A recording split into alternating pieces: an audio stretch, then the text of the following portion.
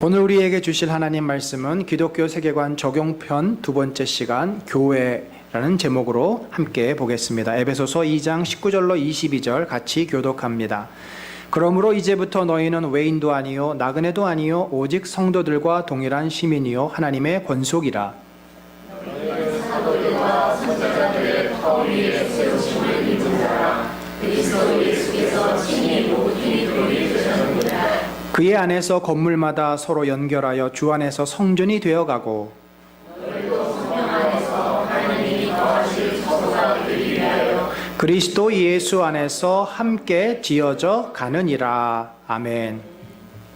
여러분 혹시 과거에 그 세계사 시간에 배운 기억이 있을지 모르겠습니다. 카노사의 굴욕이라는 그러한 역사적인 사건이 있었습니다. 바로 이 사건은 1077년 1월 28일 날 신성 로마 제국 황제인 하인리 4세가 이 그레고리 7세에게 파문당한 것을 철회해달라는 그러한 목적을 위해서 이 이탈리 북부 카노사 성에 가서 그가 무릎을 꿇고 빈 사건을 말합니다. 그는 3일 동안 성문 앞에서 닫혀져 있는 성문 앞에서 금식하며 빌었고 결국 3일 후에는 문이 열려 성 안으로 들어가 교황이 집전하는 미사에 참여함으로 그의 이 파문이 취소가 됩니다. 이 사건은 두고두고 기독교의 세속 권력이 굴복한 대표적인 사건으로 이제 언급이 되고 있습니다. 우리 2000년 역사 가운데, 기독교 역사 가운데 이런 시대도 있었습니다만은 사실 대부분의 시대의 교회는 세상 사람들의 무시와 조롱을 받아왔습니다. 핍박을 받아왔습니다. 로마 시대도 그랬고, 특별히 이 한국 교회가 한국 사회에서 어떤 위상에 있는지 우리는 참으로 안타까운 마음을 갖고 있습니다. 사람들이 교회를 쳐다보지 않습니다. 무시합니다. 그런데 제가 느끼는 더 큰 문제점은 뭐냐면 우리 성도들 스스로가 교회에 대한 어떠한 가치와 중요성을 점점 잃어버리고 있지 않는가 하는 문제입니다. 내가 성도라는 그 자긍심, 내가 성도가 되었다는 것이 얼마나 귀하고 얼마나 복된 일인지에 대한 확신, 정말 이 교회가 하나님의 영광이 임하는 곳이고 얼마나 귀한 곳이라고 하는 그런 것에 대한 분명한 고백과 확신이 부족한 시대가 되어버렸다.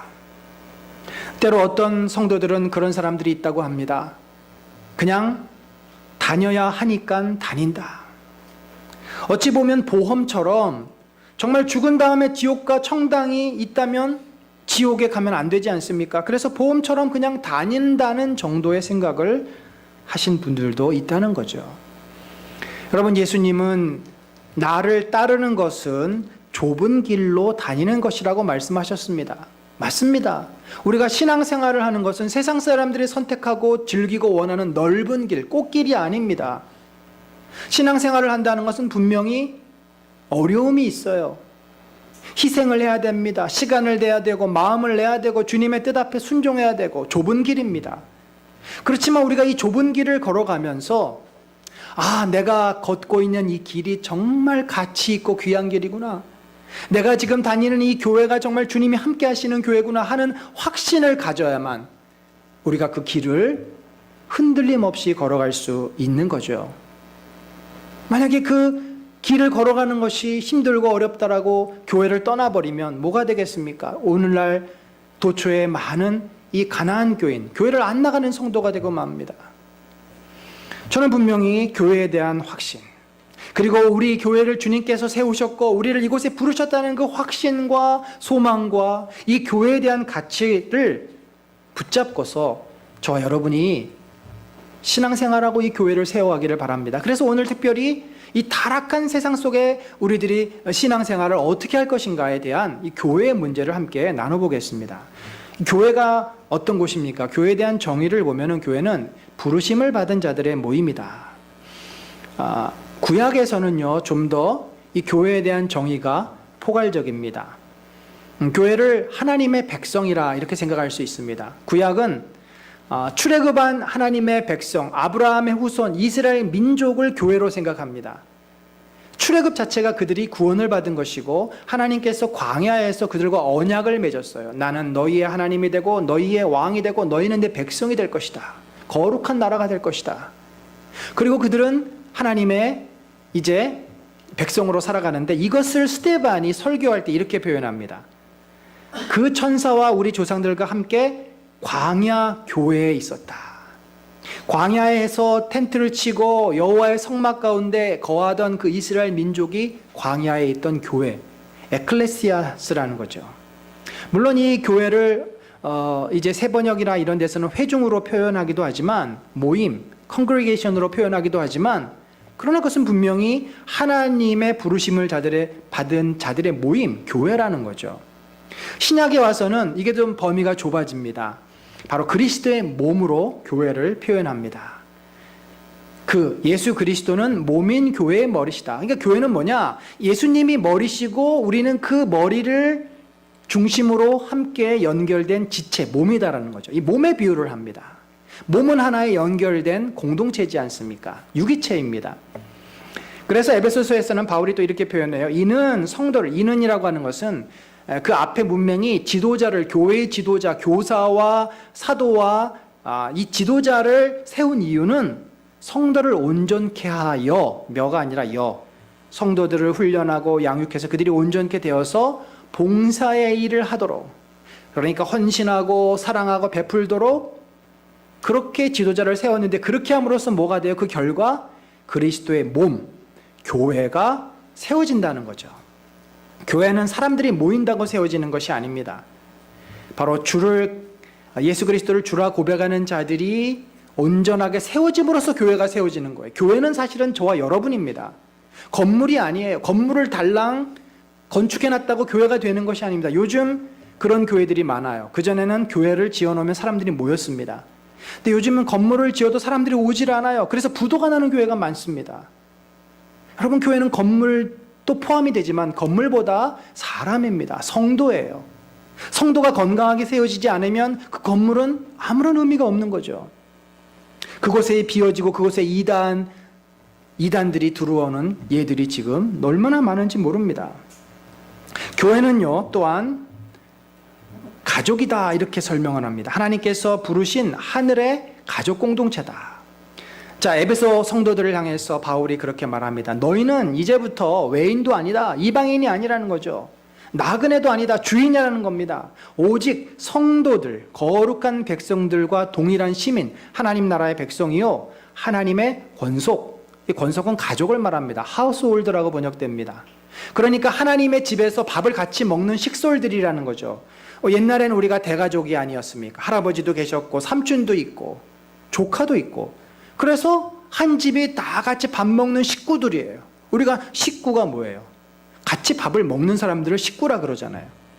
여러분, 우리가 주일날 오후에도 같이 밥을 먹습니다. 같이 식구 됐습니다. 가족이라는 겁니다. 그런데 혈연으로 모여진 게 아니라 신앙으로 모여졌어요. 지금 너희가 한 가족이다. 이 너희가 누구예요? 에베소라고 하는 당시 이 소아시아의 가장 발달된 도시에 모인 많은 이방인들, 유럽에서 온 사람도 있고 저 갑바도기아에서 온 사람도 있고 다양한 그 이방인들, 그리고 유대에서 온 유대 크리스찬들, 인종과 종족과 문화적인 배경이 다르지만 그들이 한 가족이라는 거죠. 왜요? 한 아버지를 믿음으로 아버지라 고백하기 때문에. 또 바울이 21절 이하에 보면요, 건물로 이제 교회를 비유합니다. 그의 안에서, 예수 그리스도 안에서 건물마다 서로 연결된다. 여러분, 이 건물이라고 하는 단어가 재밌습니다. 그냥 빌딩으로 되어 있는데 이 빌드업 한다는 말이 있어요. 세운다라는 말이죠. 근데 빌드업이라는 말이 건물을 세운다 하면 쓰는 게 아니에요. 축구에서 수비부터 시작해서 볼이 이제 하프라인을 거쳐서 상대방 진영까지 올라가는 것을 빌드업 한다고 합니다. 또 바울이 표현하는 너희가 거룩한 몸이 되라, 너희의 인격이 성장해라, 덕을 세우라 할 때도 빌딩업이라는 단어를 써요. 그러니까 이 건물이라고 하는 것은 이 건물마다 했을 때, 이 빌딩마다 했을 때는 그 빌딩이 눈에 보이는 건물이 아니라 영적으로 세워진 그 공동체를 말하는 겁니다. 영적으로 하나님의 마음을 품은 공동체, 그런 공동체들이, 여러분 한 분 한 분이, 영적으로 세워진 여러분 한 분 한 분이 모이면 뭐가 돼요? 그게 건물이라는 거예요. 그게 빌딩이라는, 그게 교회라는 겁니다. 그러면 그 교회는 어떤 곳이 되냐면 성전, 거룩한 주님이 거하시는 주님의 임재의 장소가 돼요. 그래서 하나님이 성령 안에서 너희와 함께 하신다는 거죠. 우리가 영적으로 세워지지 않으면 우리의 모임은 교회가 될 수 없습니다. 그냥 사람들이 모여서는 교회가 될 수 없어요. 바로 하나님을 사랑하고 하나님을 섬기는 자들이 모였을 때 그것이 거룩한 곳이 됩니다. 그래서 선교단체도 교회고요. 직장에서 예배드리는 그래서 그 모임도 교회라고 할 수 있습니다. 예수님을 부르는 그 자들이 모여서 함께 모여 있으면 공동체를 이루면 그것이 교회가 됩니다. 그런데 우리가 이렇게 지역교회, 지역에서 함께 모여서 공동체를 이루는 지역교회를 협의회, 제일 그 좁은 의미에서 교회다라고 말할 수 있습니다. 여러분, 이렇게 우리가 교회를 말할 때 가장 큰 특징이 뭐예요? 교회는 하나님을 모시는 그런 공동체다라는 겁니다. 그 가운데 하나님이 빠지면 교회가 아니에요. 그리고 그 모임은 모래알처럼 모여졌다가 흩어지는 게 아니라 공동체라는 거죠. 가족이라는 겁니다. 하늘 가족이 되었고 건물이 되었고 서로 다 연결되어 있다는 거죠. 교회의 가장 큰 특징이 바로 하나님을 아버지로 고백한 자들이 한 가족으로 모인 공동체다라고 볼 수 있습니다. 그래서 저는요, 교회와 가족이 굉장히 공통성이 많다고 봅니다. 교회는 가족이고 가족은 교회예요. 서로 가족이 되었기 때문에 교회도 마찬가지고, 또 우리 가정의 중심이 누구예요? 바로 예수 그리스도십니다. 예수 그리스도가 중심이 될 때 그 가정은 건강한 가족이 되는 겁니다. 우리는 이 교회를 이렇게 정의할 때 교회가 지금 이 시대의 이 사회 속에서 주변에 많은 믿지 않는 사람들 속에서 건물을 우리가 빌렸고 예배를 드리고 공동체를 이룹니다. 우리가 이 세상 속에서 교회가 있어야 할 그 이유가 뭡니까? 그 특징이 뭡니까? 왜 우리는 매주 모이고 함께 또 공동체를 이루고 열심히 신앙생활을 이 복잡한 사람들이 사는 이곳에서 해야 됩니다. 절처럼 저 산에 한적한 곳에 좀 싼 땅이 있는 곳에 그런 데다가 교회를 짓지 않고 왜 굳이 복잡하고 사람들이 모여있는 이 세상 속에 교회가 세워져야 합니까?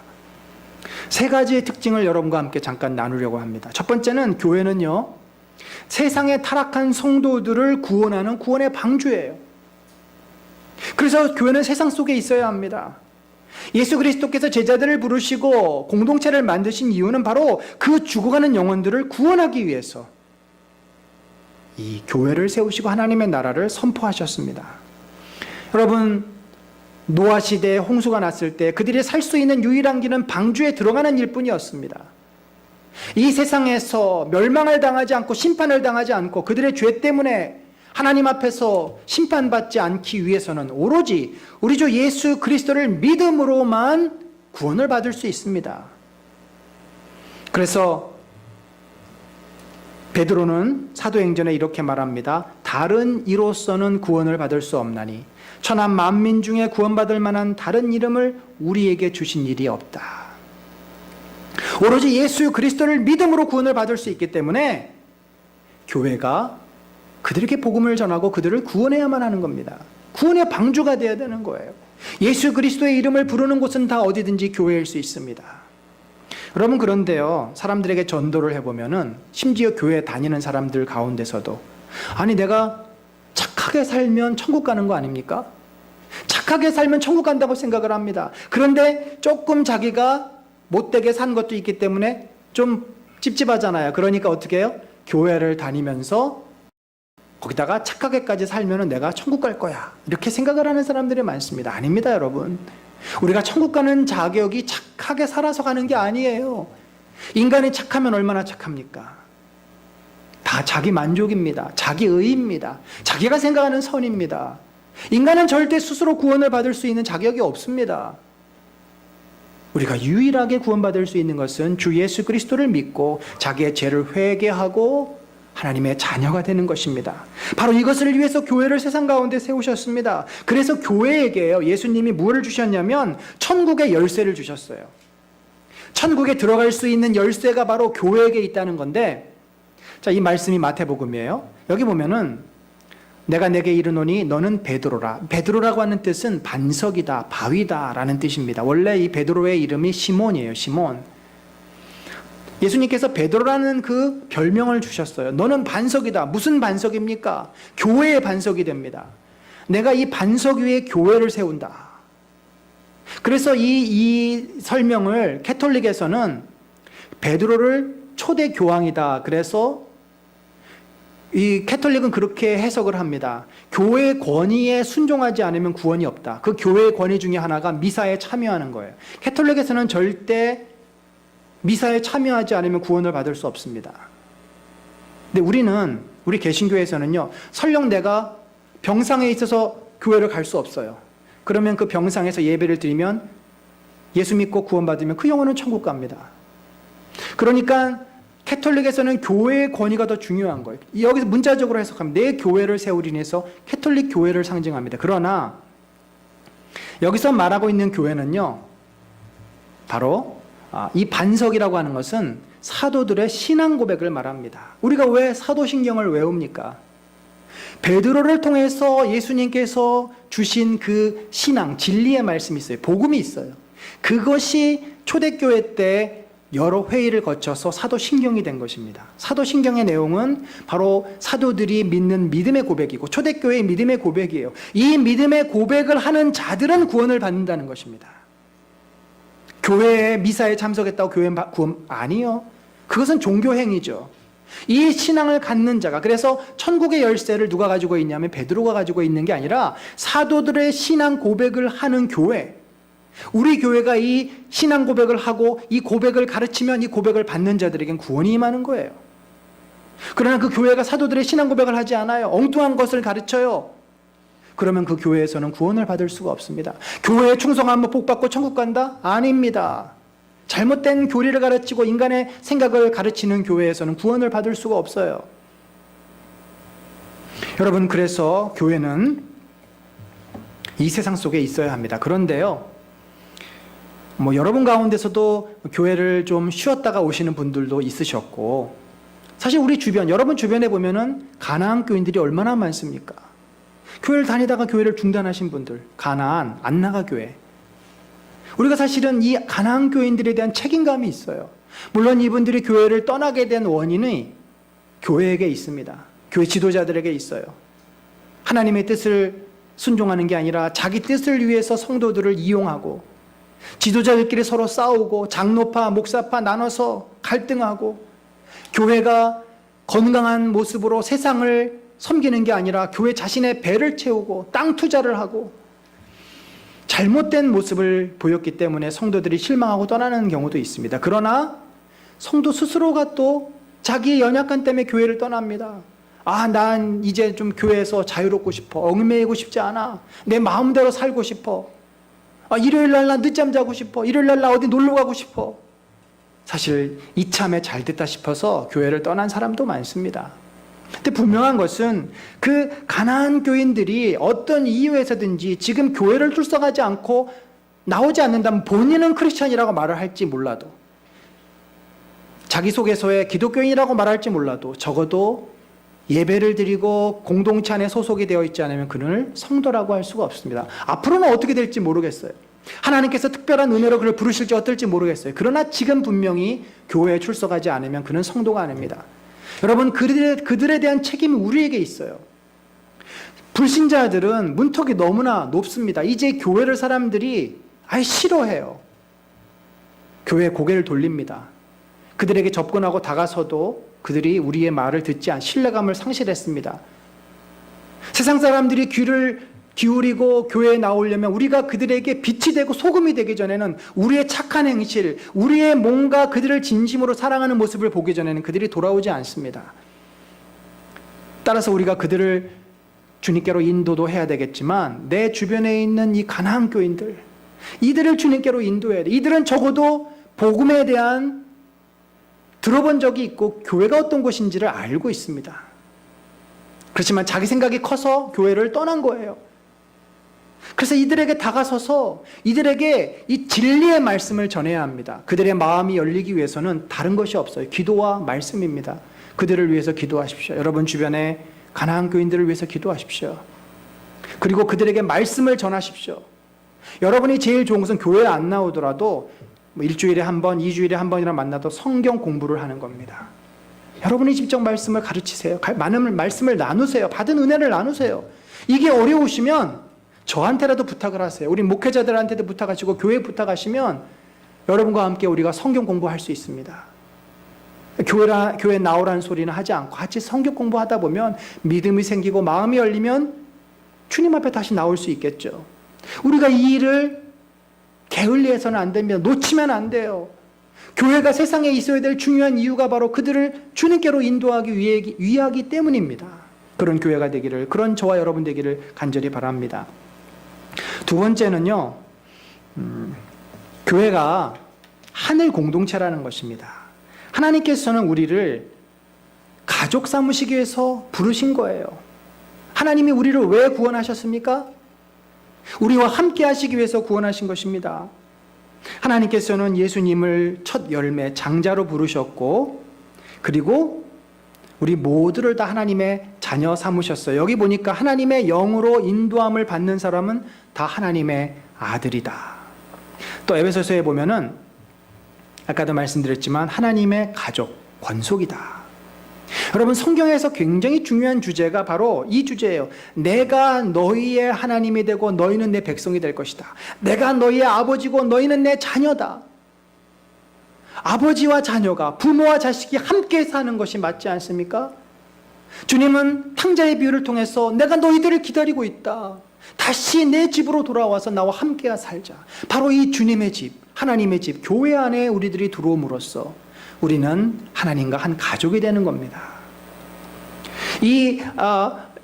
내가 너희 하나님이 되고 너희는 내 백성이 된다. 우리가 한 가족이다라고 하는 주제는요, 창세기, 레위기, 출애굽기, 신명기, 그리고 뭐 에스겔서, 예레미야서, 심지어 계시록에까지 나옵니다.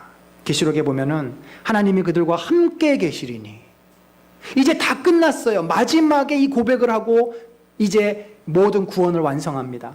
그들은 하나님의 백성이 되고, 하나님은 친히 그들과 함께 계셔서, 하나님이 우리와 함께 하셔서 뭐 하세요? 모든 눈물을 눈에서 닦아주시고, 다시는 너희에게 죽음이나 사망이 없고 애통하는 것이나 곡하는 것이나 아픈 것이 없어질 것이다. 우리가 하나님하고 영원히 이제 그 나라에서 살게 될 것임을 약속하고 계십니다. 여러분, 하나님의 간절한 바람은 뭐예요? 집 나간 자식이 다시 돌아와 그 하나님과 영원히 함께 사는 것입니다. 그래서 우리가 믿음을 가지면, 영생을 가지면 그것이 뭐냐면 하나님과 그 아들을 아는 것이라 그랬어요. 영생은 하나님을 알아가고 교제하고 사귀고 함께하고. 우리가 어떻게 하나님을 알아가고 하나님과 함께합니까? 바로 예배를 통해서입니다. 예배는요, 의무적으로 드리는 지겨운 시간이 아닙니다. 하나님을 만나는 시간이에요. 여러분이 사랑하는, 우리가 사랑하는 부모를 만나는 시간이고 가족을 만나는 시간입니다. 여러분, 가족 만나는 것이 부담스럽고 싫습니까? 물론 그런 마음이 있을 수 있어요. 인간이기 때문에. 저도 최근에 저희 어머니가 이제 치매 증상이 있어가지고 그전에는 바쁘다고 하는 뭐 그런 이유로 1년에 몇 차례 보지를 못했는데 요즘은 뭐 한 주나 두 주에 한 번씩 꼭 뵙니다. 너무 좋아하세요. 저는 사실은 뭐 힘이 듭니다. 부담이 되지만 저희 어머니는 너무 좋아하세요. 가면 너무 좋아하세요.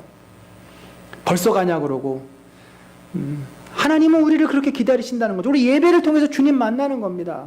예배를 통해서 주님의 음성을 듣는 거고, 내 마음을 주님 앞에 다 이야기하는 거고. 우리가 아이들하고 함께 있으면 얼마나 좋습니까? 저는 개인적으로 우리 아이들하고 집사람하고 같이 있는 시간이 제일 행복하고 좋은 시간입니다. 그 시간을 주님이 우리와 함께 누리시는 것이 바로 예배라는 것입니다. 예배가 그래서 우리가 주일날만 드리는 것이 아니라 우리의 가정에서 날마다 해서 예배 드림이 있어져야 합니다. 뿐만 아니라 우리가 하나님의 자녀 되었기 때문에 우리가 예수님을 닮아가야 돼요. 하나님은 여기 보니까 그 아들의 형상을 본받게 하기 위해서 우리를 부르셨다고 되어 있습니다. 예수 그리스도의 온전한 모습을 우리가 닮도록 우리를 구원하신 거예요. 예수님도 말씀합니다. 하늘 아버지가 온전한 것 같이 너희도 온전해져라. 그 온전해지라고 하는 문맥은 사랑하는 사람이 되라는 것이죠. 인격 중에 가장 성숙한 인격은 사랑입니다. 인내도 있고 성실도 있고 뭐 여러 가지 우리의 그 내적인 모습이 있겠지만 가장 성숙한 하나님의 모습은 바로 사랑이에요. 우리가 그 사랑을 배우기 위해서 함께 모여서 서로 교제하고, 때로는 뭐 내 마음에 들지 않지만 같이 모이기도 하고, 같이 성경 공부도 하고, 같이 예배도 드리고, 그러면서 서로가 용납하고 이해하고 하는 것을 훈련하는 거 아니겠습니까? 말씀을 통해서 나 자신을 겸손하게 양육하는 거 아니겠습니까? 여러분, 우리는 교회 안에서 예배를 통해 하나님과 교제하고 말씀 양육과 기도 생활을 통해서 우리 자신이 예수 그리스도를 닮아갑니다. 이것이 교회가 우리 가운데 있어야 될 또 중요한 두 번째 목적이에요. 여러분, 교회를 떠나서 나 혼자서 신앙생활을 할 수 있다고 착각하지 마십시오. 절대로 공동체를 벗어나면 나는 신앙생활을 할 수도 없고 성장할 수도 없습니다. 주께서 그래서 우리에게 교회를 주시고 공동체를 주신 거, 서로 도와서 서로 세워지도록, 이게 공동체의 중요한 원리입니다. 뿐만 아니라 우리는 서로 사랑하고 섬기는 가족 공동체가 돼야 됩니다. 로마서에 보면은 형제를 사랑하며 우애하고 존경하기를 서로 먼저 하라. 사실은 이것은 우리들의 가정에게도 하시는 말씀이에요. 그래서 교회의 그 공동체나 가정의 공동체가 같은 원리입니다. 서로 존중하고, 아빠가 힘이 세다고 아빠 말대로 하면 되겠어요? 엄마가 그 집안에서 실권을 갖고 있다가 엄마 말대로 모든 게 되면 되겠습니까? 애들이 우상이라 애들 때문에 벌벌 떨면 되겠습니까? 아닙니다. 서로 사랑하고 서로 존중하고 서로 이해하고, 그게 가정이어야 되죠. 함께 즐겁고 함께 우는, 그게 교회의 모습이고 그게 가정의 모습이에요. 이러한 공동체로 우리가 세워지기를, 저와 여러분이 또 우리 가정들이 세워지기를 간절히 축원을 합니다. 마지막 특징은 뭐냐면, 우리 교회가 이 세상 속에 있잖아요. 왜 세상 속에 굳이 있어야 되는가? 물론 구원을 위해서도이기도 하지만, 두 번째로 중요한 것이 세상에서 하나님의 나라를 세워나가기 위해서입니다. 예수님은 교회라는 말 대신에 천국, 하나님의 나라라는 말을 더 사용하십니다. 하나님의 나라고 하는 것은 좀 더 큰 개념이에요. 교회는 그 하나님의 나라 가운데 한 부분입니다. 그래서 하나님의 나라를 교회라 할 수는 없어요. 하나님의 나라가 되는 것은 선교단체도 되고, 또 뭐 하나님의 뜻이 이루어지는 것은 다 하나님의 나라입니다. 하나님의 이름을 인정하는 것은 하나님의 나라예요. 그런데 교회는 하나님의 나라가 될 수 있습니다. 그래서 하나님의 나라를 이 세상 속에서 세워나가시는데, 이 세상은 다 타락한 사람들이 타락한 생각으로 죄의 기초에서 모든 것이 이루어져 있잖아요. 기껏 해봐야 그들이 할 수 있는 것은 일반 은총에 의해서 많은 사람들이 합의하는 선이에요. 그게 정치고 그게 윤리입니다. 세상 사람들이 말하는 윤리가 그거예요. 우리는 그런데 그것보다 뛰어난 하나님이 주신 윤리와 정치와 사회를 만들어 갑니다. 그래서 충돌이 생겨요. 서양에서는 기독교 문화가 있기 때문에 하나님의 나라를 세우기가 훨씬 쉽습니다만, 지금은 타락해서 그것조차도 이제 이루어지지 않습니다. 우리 교회는 한국 장로교회 중에서 개혁파에 속합니다. 개혁파는 곧 칼빈주의에 속한 교회입니다. 세상을 복음으로 변화시키고 세상에 하나님의 나라를 세우는 것이 목적이에요. 근데 지금 한국 사회는 불신앙으로 가득 차 있고, 원래부터 우리는 이교 문화 속에 세워진 교회가 세워졌고, 처음 복음이 들어올 때 정교 분리의 원칙에 따라 정치적인 이슈를 다루지 않았어요. 개인 구원에만 치중했습니다. 지금 교회가 사회에서 아무런 소리를 내지 못하고 있어요. 그러나 하나님의 뜻은 뭐냐면, 우리로 말미암아 세상이 바뀌는 거죠. 우리가 신앙생활을 잘하고 윤리생활을 잘하고 하나님 말씀대로 순종하며 살기 때문에 직장이 달라지고 정치판이 달라지고 정당이 생기고 경제 질서가 달라지고, 이 사회가 하나님께서 기뻐하시는 사회로 바꿔지는 것이 우리의 소망이고 꿈입니다. 그러나 현재 우리는 그것을 할 수 없어요. 교회가 교회의 빛을 잃어버렸습니다. 세상 사람들의 조롱거리가 되어버렸습니다. 그래서 지금 급선무는 우리 자신의 아이덴티티를 회복하는 일이에요. 교회의 교회됨을 회복하는 일입니다. 우리가 영적으로 강건해지고 교회의 빛을 회복하는 일이, 그러면 이제 세상에서 빛을 비칠 수가 있게 됩니다. 주님은 우리에게 마태복음과 사도행전의 사명을 주셨습니다. 우리 한번 같이 읽어보겠습니다. 시작. 그러므로 너희는 가서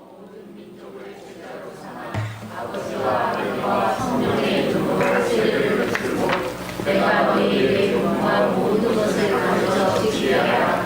볼지어다 내가 세상 끝날까지 너희와 항상 함께 있으리라. 자, 사도행전 오직 성령이 너희에게 임하시면 너희가 권능을 받고 예루살렘과 온 유대와 사마리아와 땅끝까지 이르러 내 증인이 되리라. 여러분, 우리는 개척초부터 교회가 이제 세상의 구원의 방주, 하나님의 나라가 되기 위해서 열심히 전도하고 또 이제 많은 분들이 교회에 올 수 있도록 오감놀이도 하고 학부모 세미나도 하고 또 이제 그 네스티 같은 걸 타서 사람들에게 나눠주고 전도용품도 나눠주고 많은 일을 해왔습니다. 그러면서 여러분 가운데 이제 교회에 오신 분들도 생기고 우리 공동체가 세워진 거죠.